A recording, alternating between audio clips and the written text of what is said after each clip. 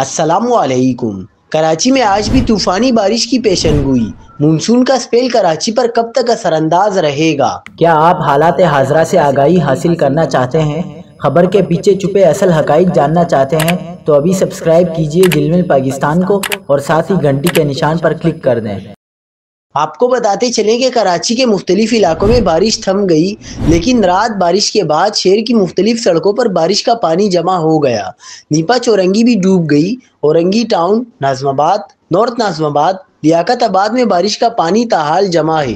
Model colony, قائد آباد، ملیر 15، کالا board پر بھی بارش کا پانی جمع ہے۔ چیف میٹرولوجسٹ سردار سرفراز کا کہنا ہے کہ بارش کا سبب بننے والا ہوا کا کم دباؤ مغربی سندھ کے قریب ہے۔ شہر میں دن بھر اور رات میں وقفے سے بارش کا امکان ہے، جبکہ کل بھی شہر میں مطلع برآلود اور ہلکی بارش یا بوندا باندی ہو سکتی ہے۔ سردار سرفراز کے مطابق مونسون کا ایک اور سسٹم مشرقی سندھ میں 10 یا 11 اگست کو بھارتی راجستھان سے داخل ہو سکتا ہے۔ اس سسٹم کے زیر اثر شہر میں 12 یا 13 اگست کو بارش کا امکان ہے۔